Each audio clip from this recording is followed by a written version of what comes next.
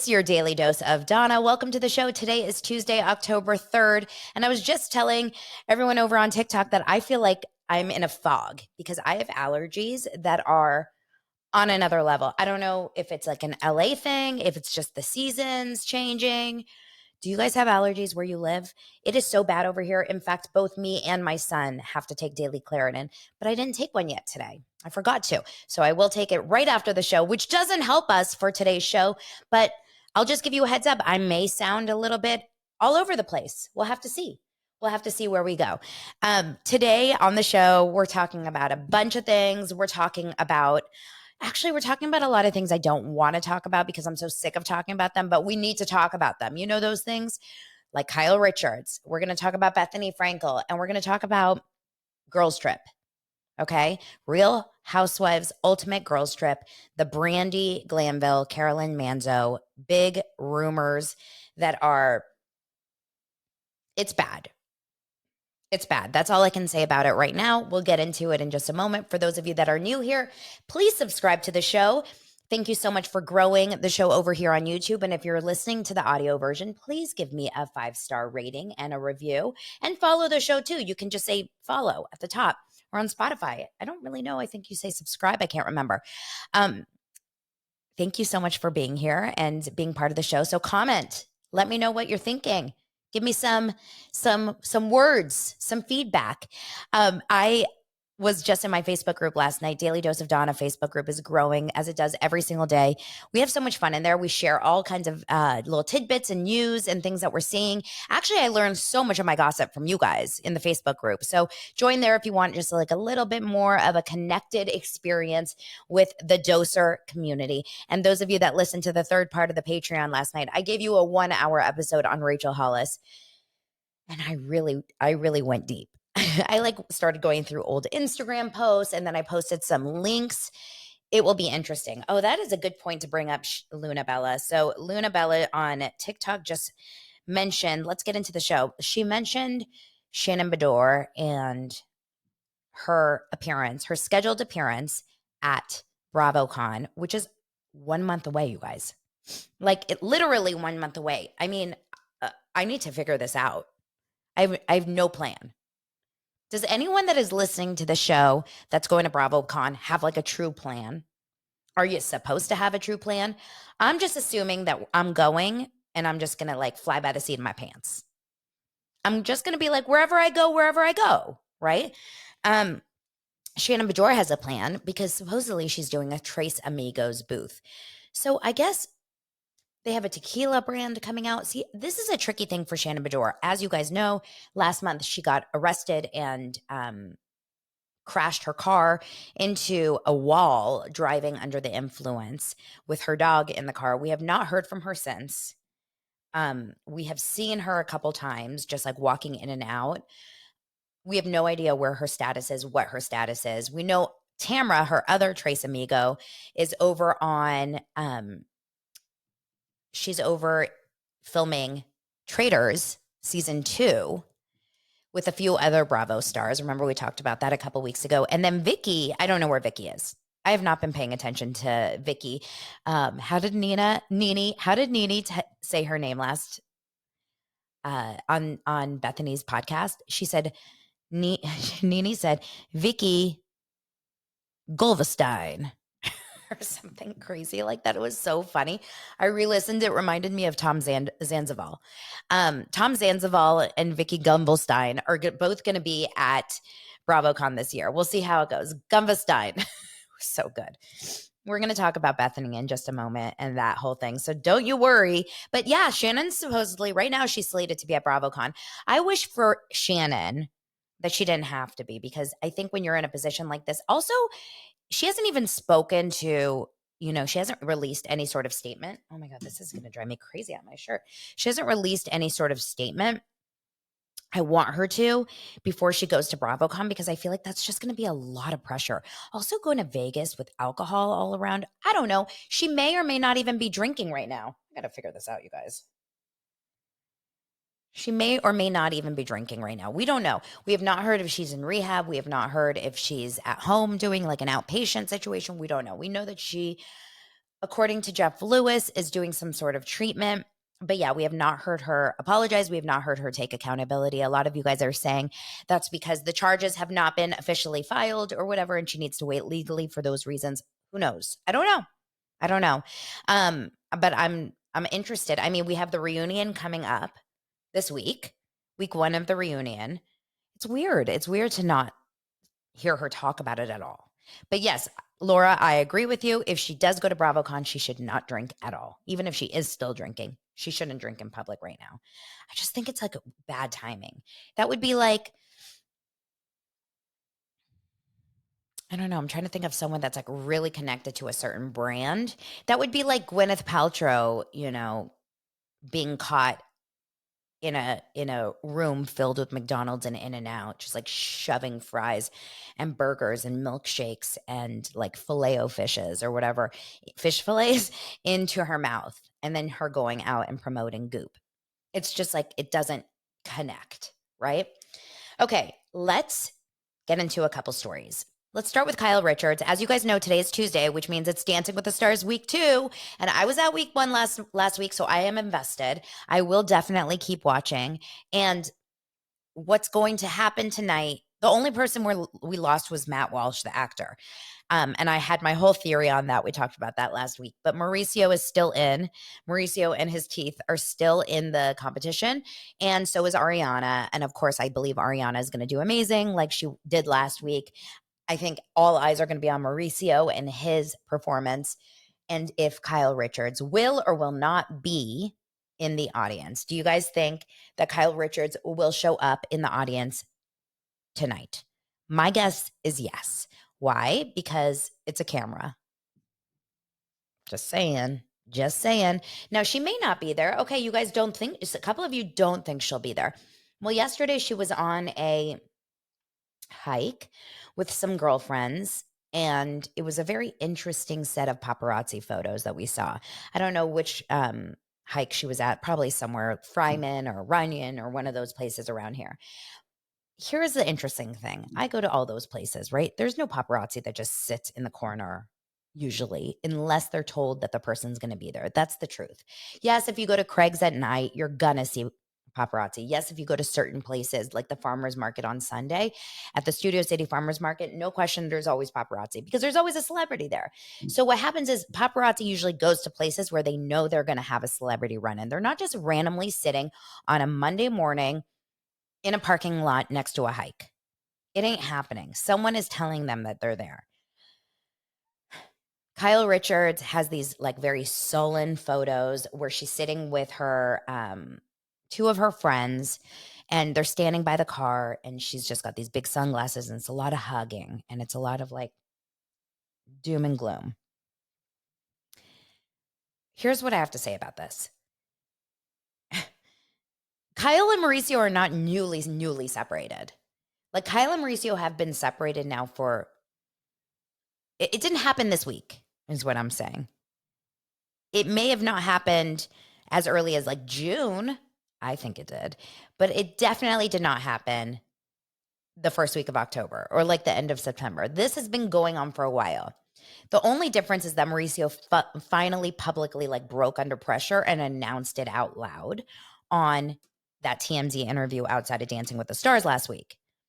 So why Kyle now is like playing this sad, by the hike, it's annoying, I think, for viewers because 1 week ago, 7 days ago, she was in the audience at Dancing with the Stars, clapping and supporting her husband. But 1 week later, she's like so sad at the hike. And it happens to be that they've confirmed. So now they're playing the role of like, we're sad because we're separated. They were separated last week.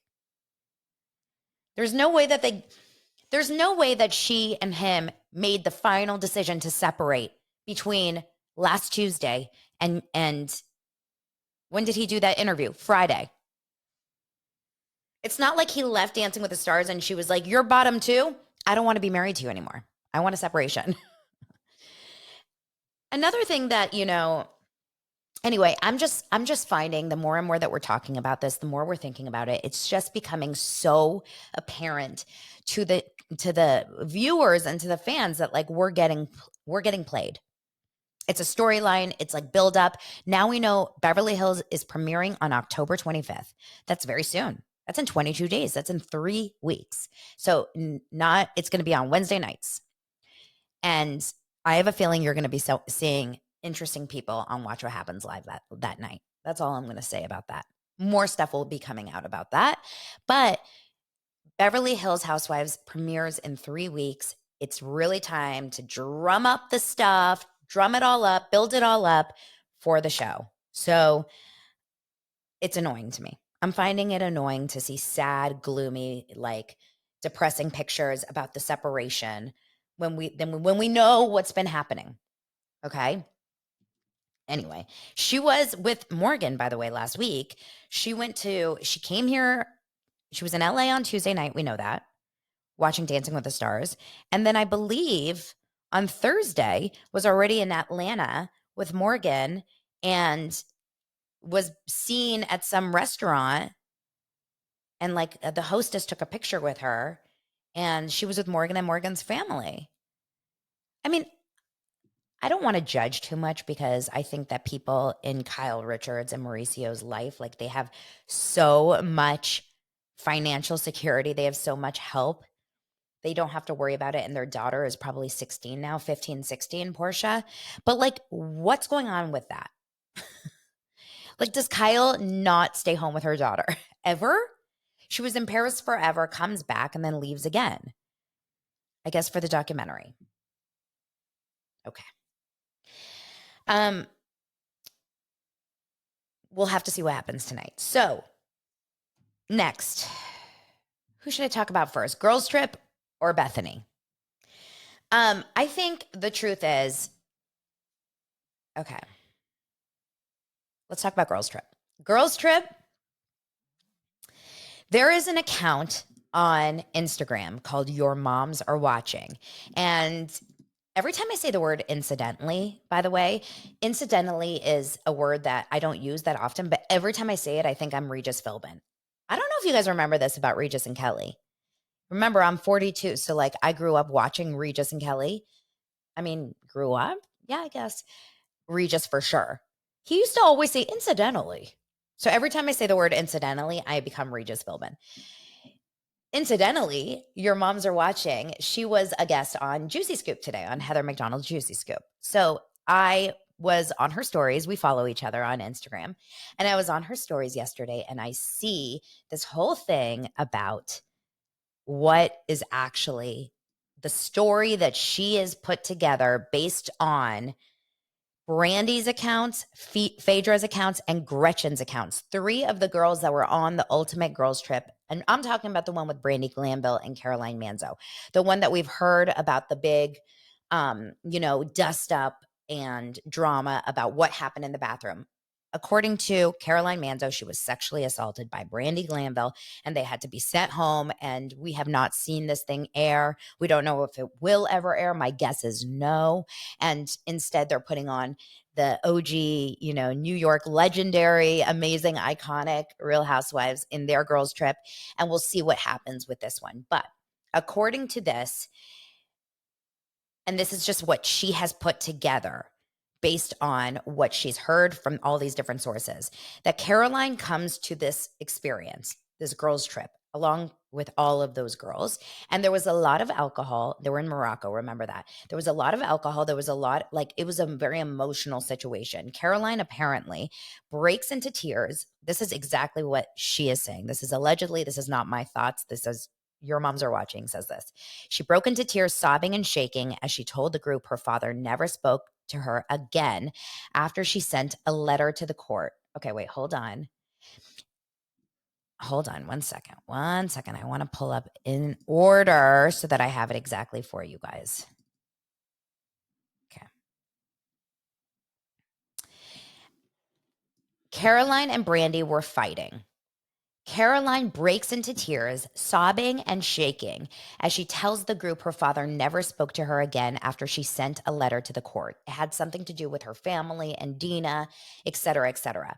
Caroline also went on to say, however, that her brother-in-law, let's try to get this straight. Her brother-in-law did cheat on Dina, but for every woman he cheated with, Dina cheated with 5 men. Caroline also said Dina brought her daughter to Paris to have an affair on her husband. It became clear to some of the women that Caroline Manzo came on the show to trash her sister, Dina Manzo. Are we staying with it? Ooh, interesting, Andrew. Andrew says Caroline is the worst. I never thought that, but I'm curious what you guys think about this. Then it says Caroline and Brandi make up, and the fight was over. After that, everyone gets along really well. They partied and drank all day long. Caroline and Brandi had a lot to drink. Production brought in a snake charmer as the evening activity, as one does in Morocco, right? And all the women were touching the snake and getting wild. And eventually, Caroline and Brandi started making out. Whoa. I'm sorry. This part is where I'm very confused. We've seen Caroline on so many years of TV, between Jersey and then the Manzo show with her family. This is the most unbelievable part of this whole experience is I cannot imagine in my wildest dreams that Caroline gets so wasted. I've never seen her get that drunk. I didn't even know that Caroline is a big drinker, but stranger things have happened, right? But then to imagine Caroline making out with another girl is so off the wall weird and hard for me to really kind of stick with. I don't know about you guys. A lot of you guys are saying, oh, interesting. Okay. A lot of you guys are saying she doesn't drink. I can't imagine this. Andrew's saying that you did hear that Caroline did initiate the kiss, then regretted it and freaked out. Lots of people don't think it tracks. It seems out of character. That's how I feel. It totally seems out of character to me. But then it keeps going. Caroline and Brandi started making out. I just can't wrap my head around it. Okay. Caroline said she had been kissed by a girl before, but had never kissed back. At one point, Brandi sits on Caroline's lap, kissing her, and one of the ladies asked Caroline if she was okay, and Caroline gave her a thumbs up. A good time was being had by all. I need to see this footage. The next morning, when the snake charmer left, some of the women went into the bathroom off of Gretchen's room to wash the snakeskin off their hands. I mean, this is the craziest story. The bathroom was one room. There were no stalls or anywhere to hide. All of the women were laughing and goofing around, and they shut the door so production could not get into the bathroom. There was nothing sexual going on in there. All the kissing between Brandi and Caroline had already happened. This entire time, Alex McCord, you guys, was holding the door with her foot so production could not enter. There's audio of what was happening inside the bathroom that allegedly just has a lot of laughter, and then someone, presumably Caroline, saying, "Stop that." Alex's foot is still on the door. Production finally comes in. Everybody seems fine. They all go to bed happy. Here's the last slide. The next morning, production came into Brandi's room and told her Caroline was alleging that Brandi touched her inappropriately in the bathroom, and Caroline wanted Brandi sent home or she would take legal action. Production said they tried to calm Caroline down by promising they wouldn't air any footage of Brandi and Caroline kissing, but Caroline was insistent, so Brandi had to leave. Brandi was sent to a shoddy hotel in a dangerous part of town to spend the night alone until she left town the next day. She was confused because she knew they weren't fooling around in the bathroom and had no recollection of even touching Caroline in there, even in a joking manner. The rest played out in the media, with Caroline publicly accusing Brandi of sexual assault and lawyers getting hired on both sides. Bravo forbid Brandi from promoting any show she was on. She was not even allowed to attend the award show when The Traitors was nominated for an award. Bravo conducted an investigation, but there was no evidence of anything except the audio was "Stop That" on it. So the investigation did not lead anywhere. Lawyers are still hashing it out between Brandi and Caroline, with most of the cast except for Alex McCord supporting Brandi. Gretchen, Phaedra, and Brandi have all contended there was no funny business in the bathroom. and that Alex would have not kept the door shut on production if anything bad was happening. Alex has not ever said she saw anything. She's just standing by Caroline out of solidarity. Everyone is surprised Caroline has taken it this far. Some think maybe she is still trying to stop those kissing scenes from ever seeing the light of day, but nobody knows for sure. Whoa.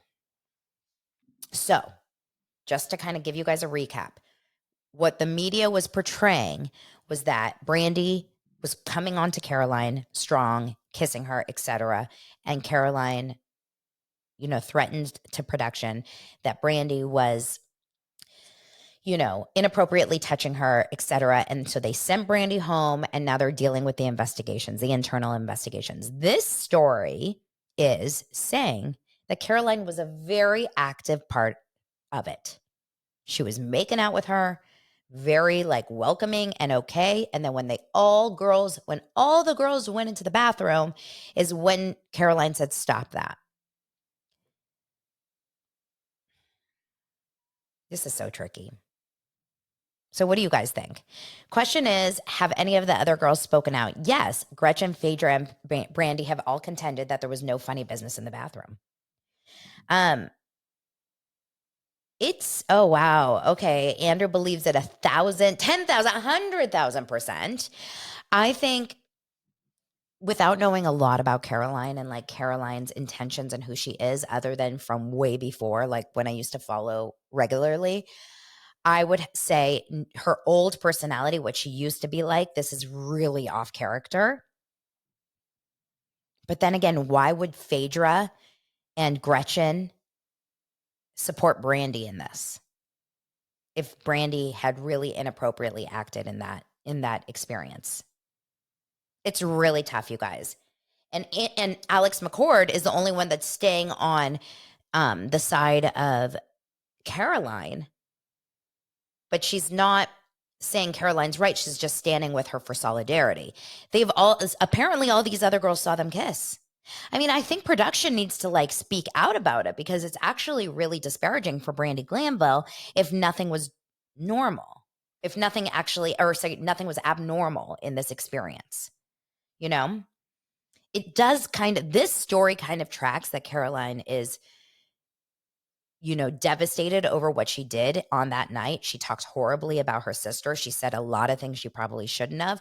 Then she made out with a girl multiple times and she was drunk. I mean, it's one of those things where you have that anxiety the next day and you're like, get me out of the situation. And the only way to really get out of it is saying it's because of this. But at the same time, you're supposed to say we're supposed to believe women. I mean, this is two women, but we're supposed to believe victims. It's really hard, you guys. I don't know what people would do about this. Speaking of, Brandi Glanville is in a hospital. She's at the hospital. We don't really know why. Apparently, she collapsed over the weekend. Her son called 911. Brandi Glanville, I wish this happened with anyone other than Brandi. And the reason why is because Brandi Glanville is the most problematic. Did I say that's so weird? Problematic. She's the most problematic housewife out there, former housewife. She really is. She is so freaking, oh, sorry, just had to kill a mosquito. I'm a mess. She's so problematic and so out of control and so wild and she drinks too much and she says too much and she acts out of, you can't keep her under control. She's unpredictable and aggressive, all those things. So if this was about anyone else, if this was about Phaedra, or if this was about Gretchen, or if this was about Alex McCord, it would feel so unbelievable. But because it's about Brandi, it's so hard not to be like, wait, Caroline would never, it's so hard not to be on, it's hard to be on Brandi's side. I'm just going to be 100% honest. It is hard to be on Brandi's side because we've seen her do such outrageous things over the years. We've seen her slap Lisa Vanderpump. We've seen her make out with all of the people. We've seen her act, wild and cuckoo and, say whatever's on her mind and no filter whatsoever. I mean, just on the last, what was she on that we recently saw her on? obviously she was back on Beverly Hills a little bit, but then she was on Traders, and she was wild on Traders too. I think, you know what I think? I think we Bravo fans need to see the footage. You know who's going to see the footage first? It's going to be Bethenny. Bethany's going to find a way to get that footage, and it's going to be an episode of her podcast. And that's a perfect way that we enter into the Bethenny of it all, because you guys, we have a little bit of a situation. I did the dirty work. I do it for you guys. I listened to her, what does she call it? Rewives, re-rants, regret.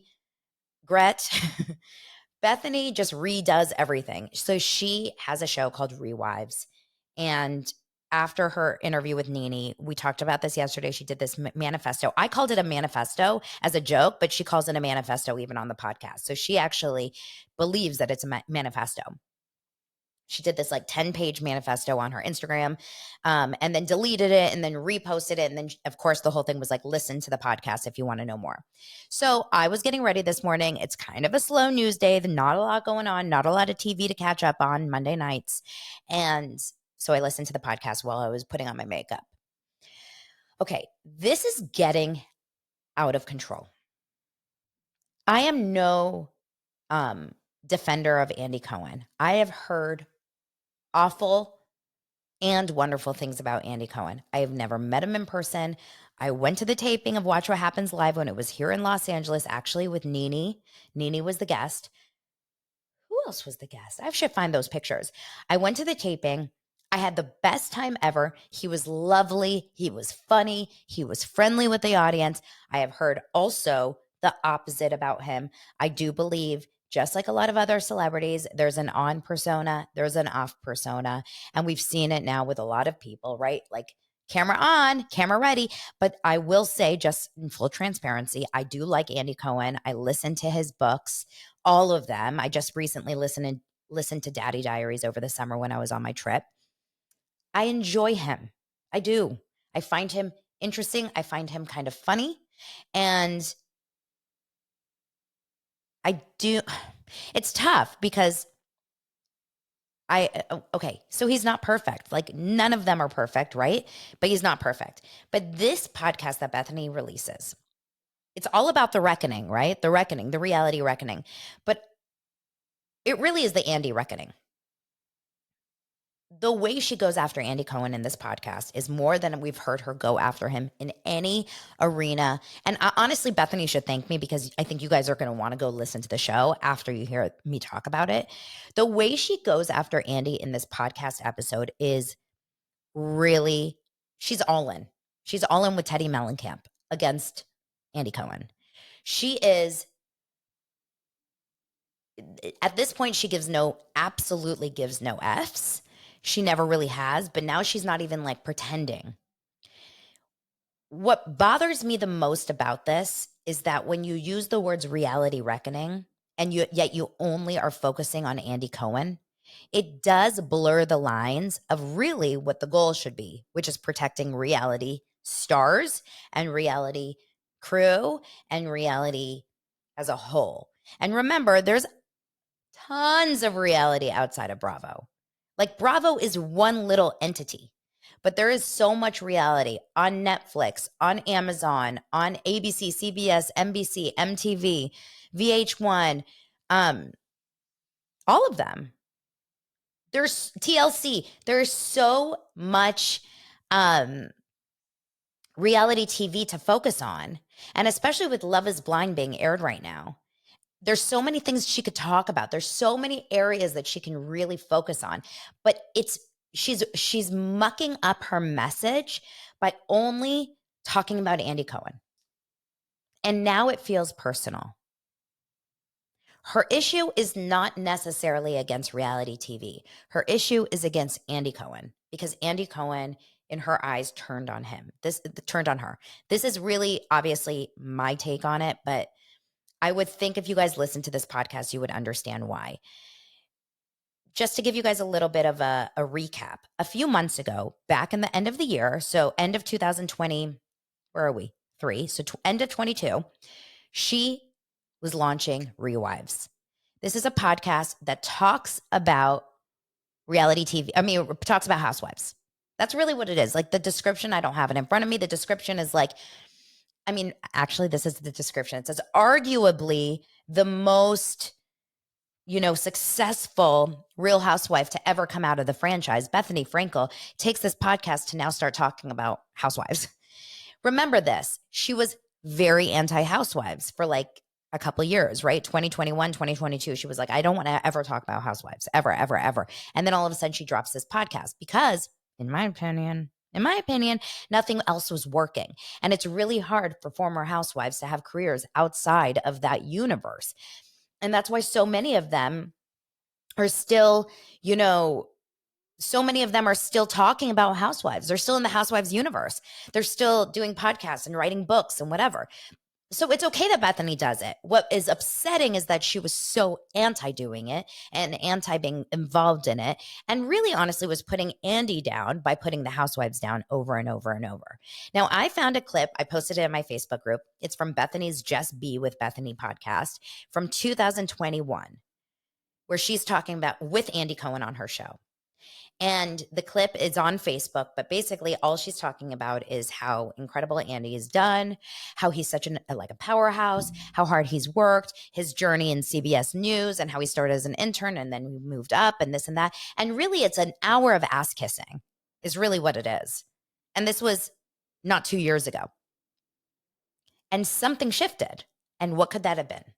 Two things. Number one, she announces Rewives.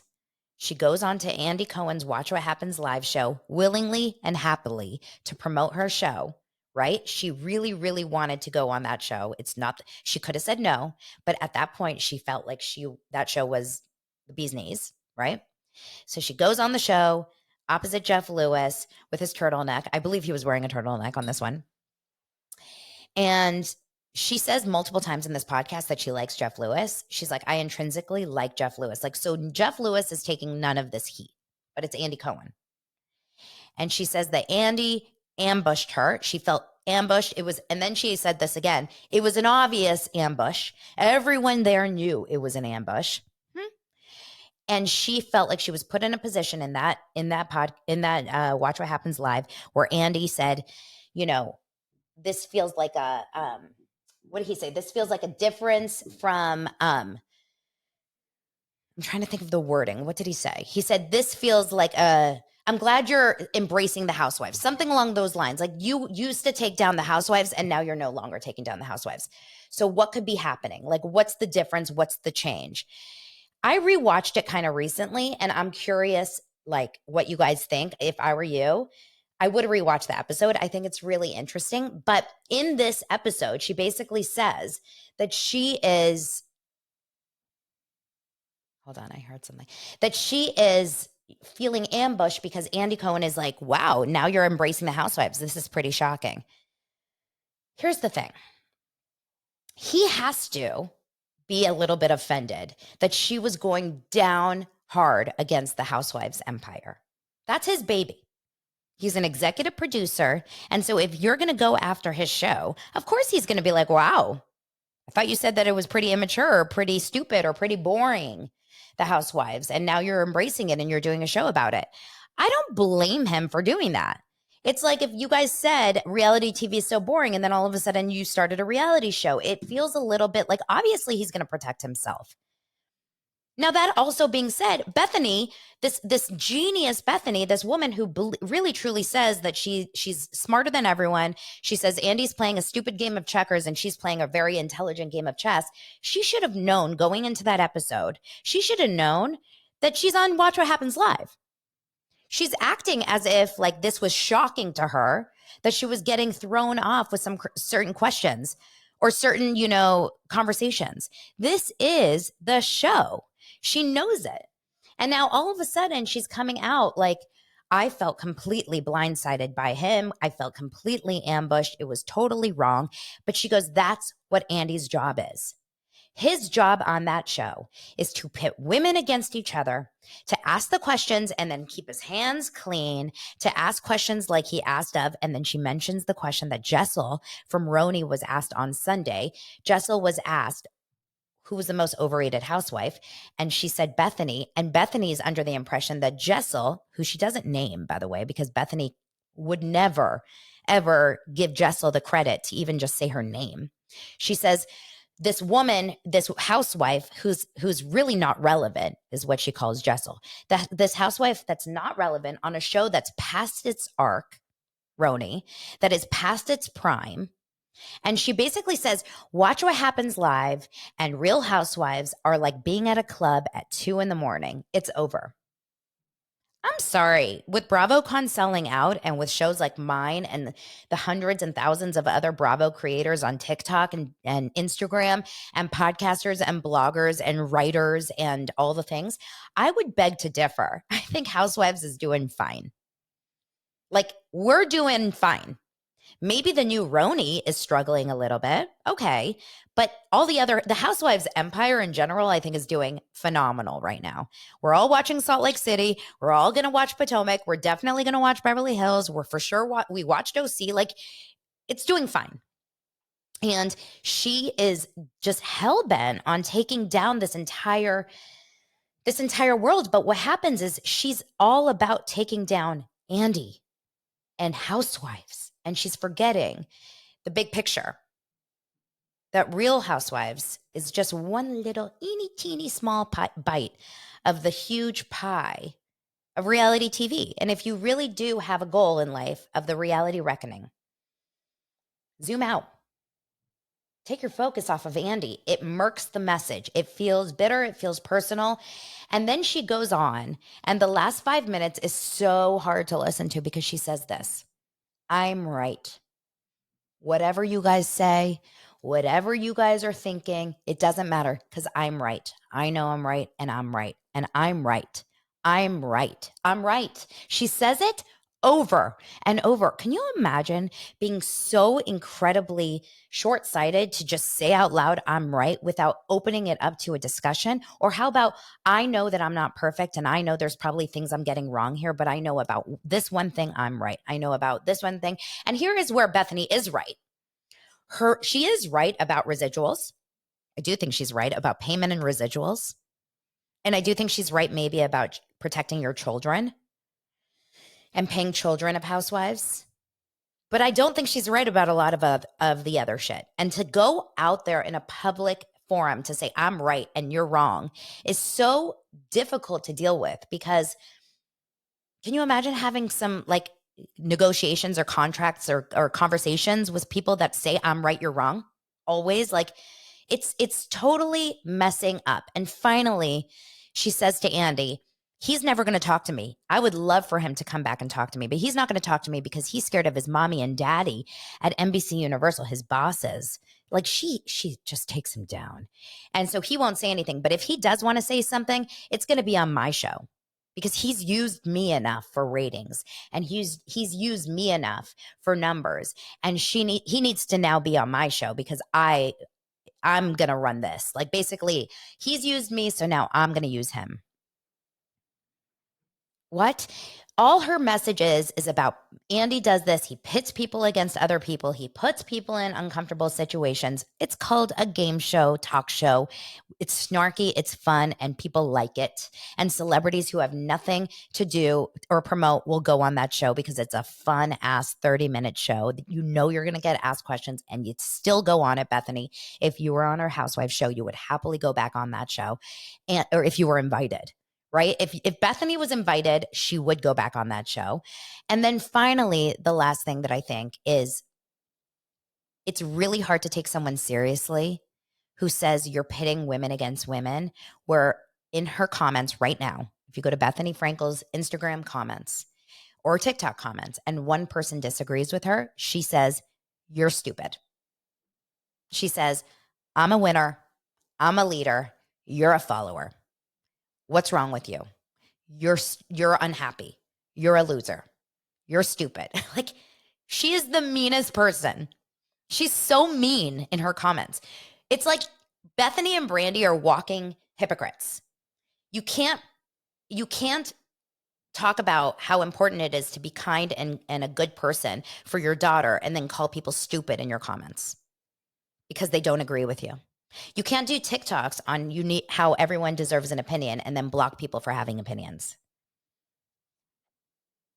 It just feels So hypocritical. But if her goal is that we're talking about her, I guess we're talking about her. I spent 15 minutes talking about her. But that's because it now feels personal against all of the Bravo universe in total, which we love. We love the Bravo universe. Bravo is my CNN, right? Like I turn on Bravo's my homepage. I have people upstairs. Bravo is everywhere in my life. And I love talking about it. I love watching it. I love going to Bravo events. I love going to Bravo Con. I love meeting Bravo stars. I love talking to other Bravo fans. I love listening to Bravo podcasts. I love watching Bravo TikToks. This is our world, B. So if you're messing with reality TV, that's fine. But can you leave Bravo alone a little bit? Can we mess with Netflix? Why aren't you going after Mr. Netflix for Love is Blind? Why aren't you going after those production companies? There's a lot of production companies out there that you haven't talked about. But Andy Cohen, man, he's got a target on his back and Bethenny's got the arrow and she's ready to go. It's bad. It is bad. At what point does he say, I have to stand up for myself? Because now we're talking about crazy defamation, slander, all that stuff. So it'll be interesting. We'll see what happens, you guys. As much I can separate Andy Cohen from who he is as a person to who he is as a producer and as a executive producer and as a show host. And he's doing a bang up job. You know, he creates content and shows that are successful. And she doesn't. She doesn't. Bitter party of one, bitter bee. That's what this podcast should be called. Bitter bee. You guys, thank you so much. Tonight, we're going to watch Dancing with the Stars. What else is on Tuesday nights? I know there's something else. It used to be Below Deck, I think. There's got to be something else that's on Tuesday nights. Is it Real Housewives of Salt Lake City? We'll be watching some other shows tonight. We'll talk tomorrow about all the other things. Thanks, guys, for joining the show and being a doser. Salt Lake is on tonight. Yes, yes, yes, yes. I can't wait to see what happens after the trip from hell in Trixie's Motel. I'll talk to you guys tomorrow. Bye, dosers.